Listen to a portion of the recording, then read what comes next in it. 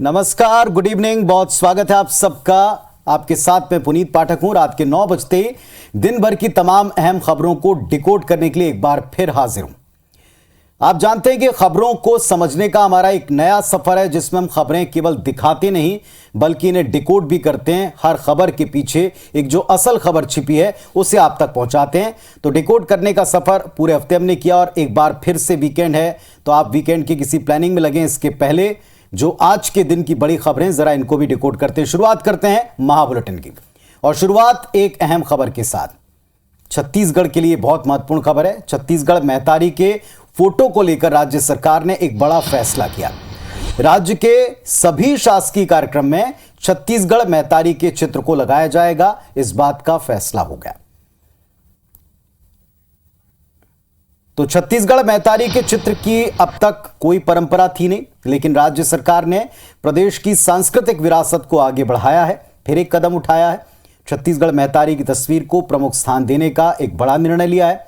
और ऐसा निर्णय क्यों लिया, जरा इस बात को समझते हैं। दरअसल छत्तीसगढ़ राज्य कृषि प्रधान राज्यों की श्रेणी में आता है। धान का कटोरा इसे कहा जाता है, और इसी वजह से छत्तीसगढ़ महतारी के हाथों में धान की बाली और हंसिया दिखाई पड़ता है। उन्नत कृषि का प्रतीक ये चित्र भी है और ये प्रदेश भी। वहीं सिर पर सजे मुकुट में भी छत्तीसगढ़ी परंपरा की झलक स्पष्ट है। करधन, ऐठी, खिनवा, मुंदरी, सांटी, टिकली, छत्तीसगढ़ महतारी की तस्वीर का हर एक प्रतीक, हर एक चिन्ह इसे बेहद खूबसूरत भी बनाता है और यहाँ की एक एक विशेषता को उभारता भी। कुल मिलाकर के ये फैसला बहुत स्वागत योग्य है। छत्तीसगढ़ की अस्मिता, गौरव को बढ़ाने वाला है और इसीलिए इस कदम की सराहना भी चौतरफा अब तक सुनिए। चलिए अब बात करेंगे चुनाव की। नगरीय निकाय चुनाव मध्य प्रदेश में इसका बिगुल फूंक दिया, प्रचार भी हो गया। लोगों ने अपने हिसाब से कार्यकर्ताओं को मनाने का सिलसिला भी शुरू किया। दरअसल इस वक्त कार्यकर्ता बागी तेवर दिखा रहे हैं, चाहे कांग्रेस और बीजेपी हो। वजह यह है कि कुछ को टिकट देना था, दे दिया, उन्होंने अपना नामांकन दाखिल कर दिया, लेकिन कई जिनको टिकट नहीं मिला निर्दलीय खड़े हो गए।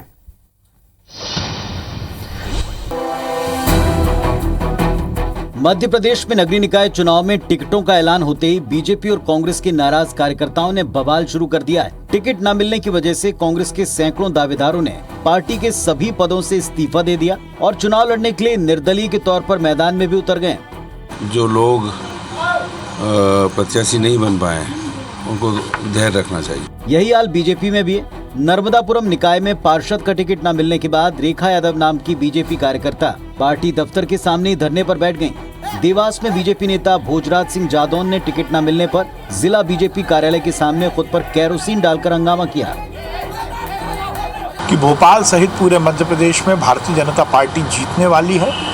भारतीय जनता पार्टी के महापौर भी बनेंगे और पार्षद भी बनेंगे। फिलहाल दोनों दलों के सामने अपने नाराज कार्यकर्ताओं को साधना सबसे बड़ी चुनौती है। तो अब की बार एमपी में निकाय चुनाव भारतीय जनता पार्टी नहीं बल्कि कांग्रेस पार्टी के लिए भी एक बड़ी चुनौती है। दोनों दलों में टिकट न मिलने को लेकर नाराज कई सारे दावेदार निर्दलीय पर्चा दाखिल कर चुके हैं। कई पार्टी कार्यालय के बाहर धरने पर बैठे दिखे हैं। लेकिन ऐसा क्यों हुआ, इसके पीछे क्या वजह है, जरा इस बात को भी समझें। डिकोड करते हैं इसे। अब की एमपी निकाय चुनाव में नेताओं की खेमेबंदी खासी प्रभावी रही। इसका असर टिकट वितरण में साफ दिखा। बीजेपी के कई पुराने कार्यकर्ताओं को अब के टिकट मिलने की आस रही, लेकिन सूबे में सियासी परिदृश्य बदल चुका है और इसके कारण उनको टिकट नहीं मिला। इधर कमोबेश कांग्रेस पार्टी में समान स्थिति दिखाई पड़ी। टिकट जिनको मिला वो खुश हैं, तैयारी कर रहे हैं, लेकिन जिनको नहीं मिला वो बगावत की ताल ठोककर चुनावी मैदान में उतर गए। अब देखना यह होगा साहब कि बगावत कौन ज्यादा अच्छे से निपटाता है, हैंडल करता है। और यह भी आपको बताया था हमने कल ही कि अब बड़े नेताओं की ड्यूटी लगेगी हर इलाके के, और ऐसा होना शुरू हो गया है। इधर कांग्रेस के पूर्व राष्ट्रीय अध्यक्ष राहुल गांधी से पूछताछ का सिलसिला ईडी जारी रखेगी। 20 जून को ईडी एक बार फिर राहुल को पूछताछ के लिए बुला चुकी है। सोमवार को कांग्रेस दिल्ली समेत बाकी राज्यों में फिर इस मुद्दे पर प्रदर्शन करेगी।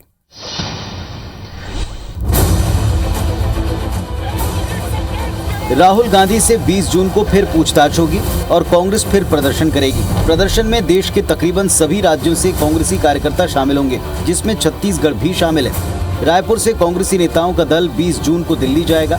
इस दल का नेतृत्व प्रदेश कांग्रेस अध्यक्ष मोहन मरकाम करेंगे। छत्तीसगढ़ का एक एक सच्चा कांग्रेसी राहुल गांधी के साथ है और 20 तारीख को दिल्ली कूच करेगा। हम लड़ेंगे और जीतेंगे। तो छत्तीसगढ़ के कांग्रेसी नेता दिल्ली में होने वाले प्रदर्शन में शामिल होंगे। वैसे भी दिल्ली में अब तक हुए प्रदर्शनों में सीएम भूपेश बघेल की सक्रियता उल्लेखनीय रही है। तो राहुल गांधी से पूछताछ, कांग्रेस का प्रदर्शन और छत्तीसगढ़ के कांग्रेस नेताओं का दिल्ली में प्रदर्शन में शामिल होना, इसके क्या मायने, डिकोड करते हैं इसे। दरअसल कांग्रेस चाहती है कि जिन राज्यों में उनकी सरकारें हैं वहां की मौजूदगी दिल्ली में दिखाई पड़े ताकि केंद्र पर एक दबाव बढ़े। दूसरी बात, छत्तीसगढ़ के नेता चाहते हैं कि दिल्ली के प्रदर्शन में उनका भी स्वर प्रमुखता से सुनाई दिखाई पड़े। इसके अलावा सियासी जानकार ये मानते हैं कि प्रादेशिक नेता इस मौके को आला कमान से अपनी करीबी बढ़ाने के तौर पर, जिसे आप आम भाषा में नंबर बढ़ाना कहते हैं, उस तौर पर भी देख रहे हैं। चलिए, वैसे ये बात स्पष्ट है कि पूछताछ होगी तो प्रदर्शन भी होगा, और प्रदर्शन होगा तो फिर आगे की क्या स्थिति है ये देखेंगे। वैसे इन दिनों एक प्रदर्शन है जो आपके इलाके में भी आपने देखा होगा, और अगर नहीं भी हो रहा तो उसका असर आपके इलाके पर पड़ रहा है। कैसे, आपको बता रहे हैं। आज भी केंद्र की अग्निपथ योजना के खिलाफ देश भर में प्रदर्शन हुआ है। छत्तीसगढ़ की राजधानी रायपुर अछूती नहीं रही।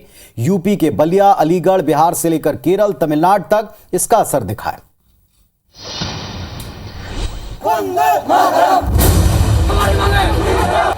केंद्र की अग्निपथ योजना के खिलाफ आज यूपी के बलिया में प्रदर्शनकारियों ने एक ट्रेन के खाली डिब्बे को आग के हवाले कर दिया, तो अलीगढ़ में एक पुलिस चौकी फूंक दी गई।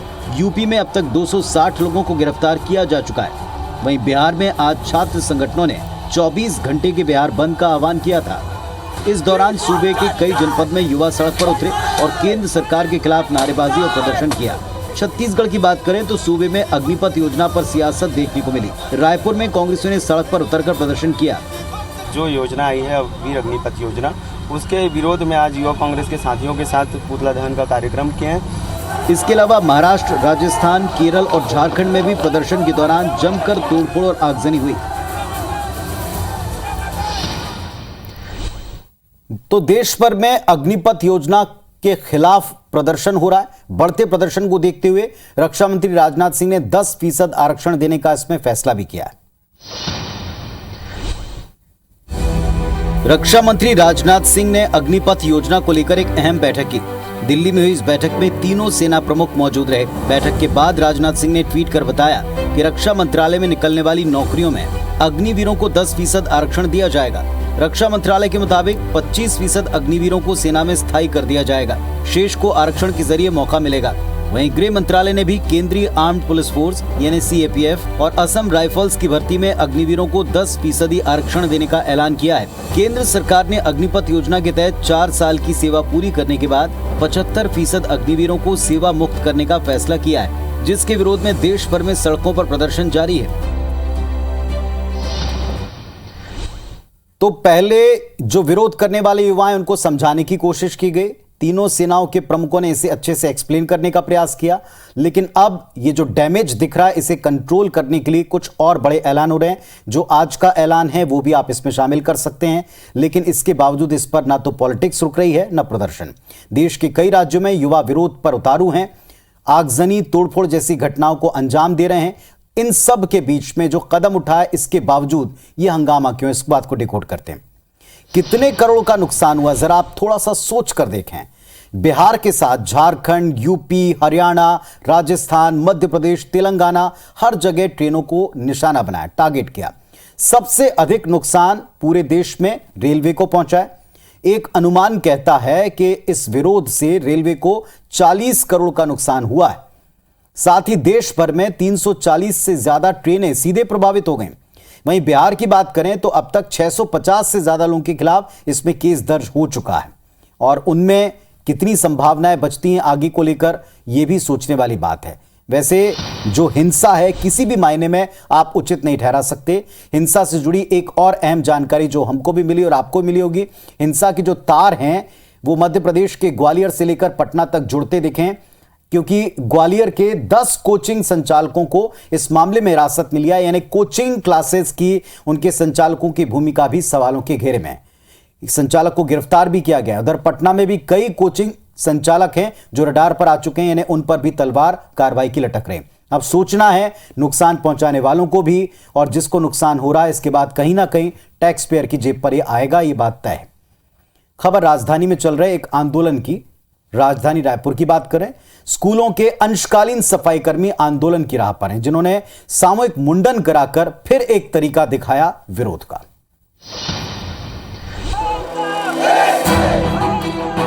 ये प्रदेश के अंशकालीन सफाई कर्मी हैं जो 120 दिनों से आंदोलन कर रहे हैं। आंदोलनकारी सफाई कर्मी सरकार से खुद को पूर्णकालिक करने की मांग कर रहे हैं। सफाई कर्मियों के सब्र का बांध आज टूटता दिखा। सफाई कर्मचारियों ने आज विरोध स्वरूप अपना मुंडन कराया। मुंडन कार्यक्रम हुआ है और सरकार से अनुरोध करता हूं, जो अंशकालीन है उसको पूर्णकालीन नियमितीकरण किया जाए। धरना दे रहे सफाई कर्मी कई तरह से सरकार का ध्यान खींचने की कोशिश कर चुके हैं। इसके पहले जल सत्याग्रह हो चुका है, व्यवस्था की शव यात्रा निकाली जा चुकी है, साथ ही सद्बुद्धि यज्ञ का आयोजन भी कर चुके हैं। जब इन सब से बात नहीं बनी तो सफाई कर्मचारियों ने कल सामूहिक इस्तीफा दे दिया। तो आपको बता चुके हैं कि अंशकालीन सफाई कर्मियों का आंदोलन 120 दिनों से जारी है। पूर्णकालिक होने की मांग कर रहे हैं। क्यों कर रहे हैं, क्यों इसकी नौबत आन पड़ी, इस बात को डिकोड करते हैं। राज्य के सरकारी स्कूलों में 42,000 अंशकालीन सफाई कर्मी हैं। नियम कहते हैं कि अंशकालीन सफाई कर्मियों को सिर्फ 2 घंटे की ड्यूटी करनी पड़ती है, लेकिन ये तकरीबन 6 घंटे काम करते हैं। सफाई कर्मियों का मंथली मैस 2300 रुपए जो इनको मिलता है, जो कलेक्टर दर से कम है, ये भी इनके असंतोष की एक बड़ी वजह है। अब आप समझ सकते हैं कि अंशकालीन सफाई कर्मी आखिरकार क्यों इस तरह आंदोलन की राह पर हैं। लेकिन इसका हश्र क्या होता, ये देखेंगे। हश्र एक और चीज का पूरे देश ने बल्कि दुनिया ने देखा, वो है कोरोना। और मध्य प्रदेश छत्तीसगढ़ से खबर इससे जुड़ी ये कि पिछले 24 घंटे के दौरान कोरोना संक्रमण की बात अगर देखी जाए तो छत्तीसगढ़ में 78 और मध्य प्रदेश में 71 नए मामलों की पुष्टि हुई है। इसमें 31 इंदौर और 10 राजधानी भोपाल से जुड़े केसेस हैं। और ऐसे में मध्य प्रदेश में संक्रमण दर 1% तक जा पहुंची है। कुल एक्टिव मरीज 421 हैं। इधर छत्तीसगढ़ में शुक्रवार तक संक्रमितों की कुल संख्या 11,52,928 हो चुकी है। स्वास्थ्य विभाग कहता है कि 23 संक्रमित मरीजों को उपचार के बाद छुट्टी भी मिली है। अब इससे कुल मिलाकर सबक यह है साहब कि आपको अपनी सेहत का बहुत ध्यान फिर से रखना है। फिर से आपको उन पाबंदियों को याद कर लेना, मुंह पर मास्क, डिस्टेंस, जिससे आप अपने परिवार को सुरक्षित रख पाएं। वैसे एक और अहम मुद्दा है, बड़ा मुद्दा है, वो है रायपुर के स्वामी विवेकानंद एयरपोर्ट का। यहां कार्गो सेवा 3 दिन से बंद है। कार्गो सेवा के बंद होने से टनों में कार्गो गुड्स जाम पड़ा है। क्यों ये हालात हैं, देखें। ये रायपुर का स्वामी विवेकानंद एयरपोर्ट का कार्गो टर्मिनल है, जो हमेशा गुड्स से भरा रहता था।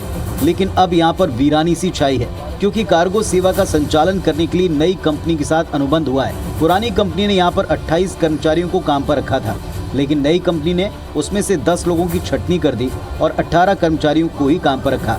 हमारा डिमांड यही है कि सर बाकी जितने स्टाफ को बाहर किया गया है सबको एक साथ रखे करके, और कोई डिमांड नहीं है हमारी।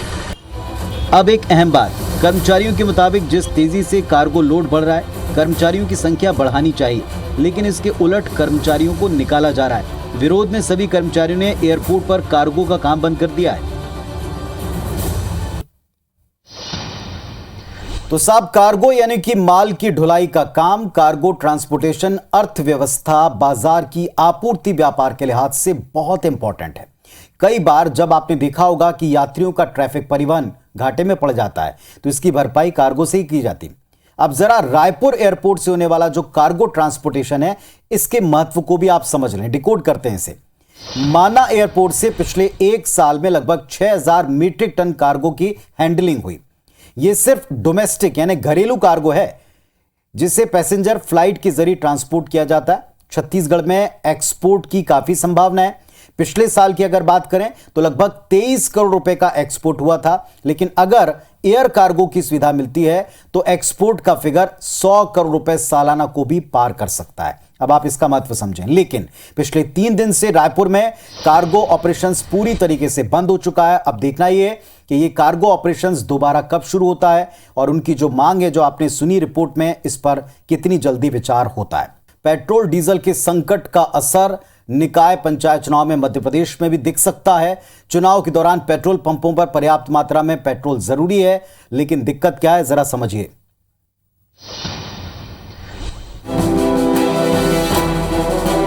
मध्य प्रदेश में निकाय और पंचायत चुनाव सिर पर हैं और ऐसे में पेट्रोल डीजल की किल्लत बड़ी मुसीबत ला सकती है। तेल कंपनियों ने आपूर्ति 40% तक घटा दी है, जिसके चलते पंप हर रोज खाली हो रहे हैं। अब सरकार ने इसे गंभीरता से लेते हुए 24 घंटे आपूर्ति के निर्देश दिए हैं और ऐसा नहीं होने पर पंप संचालकों के खिलाफ कार्रवाई होगी। इतना ही नहीं, एस्मा भी लगाया जा सकता है। सरकार हर वो समस्या जिसके कारण जनता को दिक्कत हो रही है उसके निराकरण के लिए काम करती है।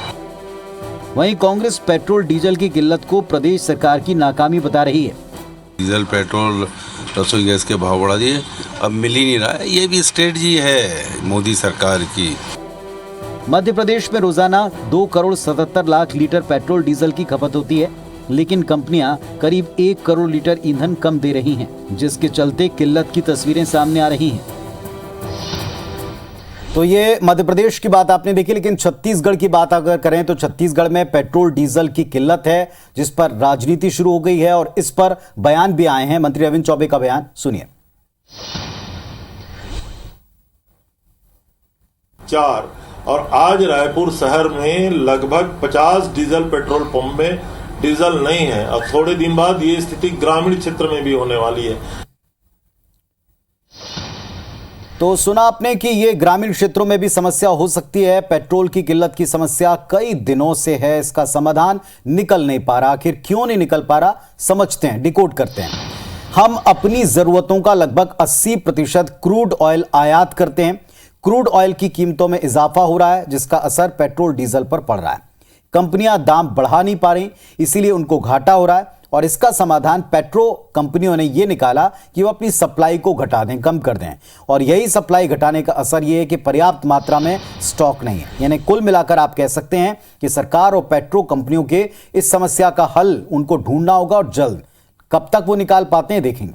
चलिए अब बात एक ऐसे शख्स की जो लगातार सुर्खियों में रहती हैं, वो है भोपाल सांसद साध्वी प्रज्ञा, जिनको एक बार फिर जान से मारने की धमकी मिली। देखिए। हमारी हत्या होने वाली है, तुमको सूचना देनी थी, हमने दे दी। भोपाल सांसद साध्वी प्रज्ञा सिंह ठाकुर को एक बार फिर जान से मारने की धमकी मिली। आरोपी ने खुद को दाऊद के भाई इकबाल का करीबी बताया, जिसके बाद साध्वी प्रज्ञा ने टीटी नगर थाने में इसकी शिकायत दर्ज करा दी है। नशे में हम क्यों बोलेगा, नशे में तुमको, तुम्हारी हत्या होने वाली है, तुमको सूचना देनी थी, हमने दे दी। धमकी मिलने के बाद साध्वी प्रज्ञा ने बीजेपी प्रदेश अध्यक्ष वीरी शर्मा से मुलाकात की। वीरी शर्मा का कहना है कि साध्वी इस प्रकार अंडरवर्ल्ड और अपराधियों से नहीं डरती। वहीं कांग्रेसी विधायक पीसी शर्मा ने इस मामले को इशारों में फर्जी बताते हुए कहा, सब गोलमाल है। साध्वी कभी ऐसे लोगों से न डरी है न डरती है, ऐसे धमकी देने वाले बहुत आते हैं। ये धमकीबाज है कौन जिसको पुलिस पकड़ नहीं पा रही है? इसमें भी कहीं न कहीं गोलमाल है। फिलहाल पुलिस इस मामले की जांच कर रही है। तो वैसे ये कोई पहली बार नहीं है, इसके पहले भी कई दफा हो चुका है। बीजेपी सांसद को इस तरह की धमकियां मिली हैं, उन्होंने शिकायतें की हैं, लेकिन सवाल उठता है कि उन्हें इस तरह की धमकियां कौन और क्यों देता है। इस बात को डिकोड करते हैं। साध्वी प्रज्ञा सिंह ठाकुर का नाम मालेगांव ब्लास्ट कांड में जुड़ा हुआ है। उनके खिलाफ कार्रवाई हुई थी, वो जेल भी गई थी, लेकिन तब से लेकर आज तक उन्हें कईयों बार डी कंपनी इस तरह की धमकियां दे चुका है, ऐसा दावा उनका है। हर बार वो थाने में शिकायत इसकी दर्ज कराती नहीं है और इसी क्रम में एक बार फिर से उन्हें जान से मारने की धमकी मिली है। इस बार भी धमकी देने वाले ने खुद को दाऊद का करीबी बताया, ने डी कंपनी का कनेक्शन इसमें जुड़ता नजर आया। अब इसकी प्रॉपर जांच हो, क्योंकि कांग्रेस का रिएक्शन भी आपने देख लिया। वैसे आज देश ने कुछ तस्वीरें भी देखी हैं, या आपने भी जरूर देखी होंगी, नहीं देखी तो देखें आप। आज प्रधानमंत्री नरेंद्र मोदी की माताजी हीराबा का 100वां जन्मदिन है और इस मौके पर पीएम गांधीनगर स्थित अपने आवास पहुंचे। उन्होंने अपनी मां के पैर धोकर उसे आंखों से लगाया, उनका आशीर्वाद लिया। पीएम ने अपनी मां के साथ बैठकर पूजा की, शॉल उड़ाया। इस दौरान पीएम ने पंचमहल जिले के पावागढ़ पहाड़ी पर कालिका माता मंदिर में जाकर पूजन अर्चना की। साथ ही पीएम ने वडोदरा में गुजरात गौरव अभियान में मुख्यमंत्री मातृशक्ति योजना की शुरुआत की। यानी मां और बच्चों से रिलेटेड बहुत सारी चीजें आज उनकी तमाम योजनाओं में झलक के तौर पर दिखी। एक मैसेज गया, सियासत भी हुई, वो भी आप तक पहुंची होगी। किसी ने इन तस्वीरों के अलग मायने निकाले तो किसी ने इन तस्वीरों को काबिल तारीफ बताया। वैसे एक और तस्वीर है जो उभरती है मध्य प्रदेश में चुनावी परिदृश्य से, और वो है त्रिस्तरीय पंचायत चुनाव जो वहां चल रहे हैं। अजब गजब से किस्से वहां से निकलकर सामने आ रहे हैं। एक किस्सा सिंगरौली से भी सामने आया। तो आपको बता रहे हैं कि सिंगरौली में जो किस्सा सामने आया, एक पंचायत सचिव की परेशानी अगर आप समझें, जिसकी एक नहीं, दो नहीं, 3 पत्नियां हैं, और परेशानी भी ऐसी कि ये तीनों के तीनों जो हैं वो आपस में चुनावी मैदान में समर में उतर पड़ी हैं। दूसरा कानूनी अपराध इससे जुड़ता नजर आया, क्योंकि इसमें जो अधिकारी हैं उनको अब इस पर जवाब देना है कि साहब आप वैलिड तौर पर अगर 3 लोग जिसमें से 2 आमने सामने खड़े हैं, अगर वो प्रत्याशी के तौर पर एक ही अपना पति बता रहे हैं तो उन पर एक्शन क्यों नहीं लिया। यानी उस अधिकारी को भी जवाब देना। एक परिवार में 2 नहीं 3 पत्नियां और तीनों की तीनों चुनाव मैदान में, तीनों ने एक व्यक्ति का नाम अपने पति के तौर पर लिखा है। अधिकारी इसमें अब जवाबदेही के तौर पर फंस गए। चलिए, मामला इंटरेस्टिंग है, अब देखते हैं कि इसमें क्या और कब तक कितनी कार्रवाई होती है। आज न्यूज डिकोड में बस इतना ही। अब आपसे मुलाकात सोमवार को होगी। सोमवार को 8:55 पर दिन भर की अहम खबरों को हम डिकोड करेंगे। वीकेंड है, निश्चित तौर पर आप एंजॉय कीजिएगा, लेकिन अपनी सेफ्टी का, सुरक्षा का ख्याल रखिएगा। शुभ रात्रि, हैप्पी वीकेंड।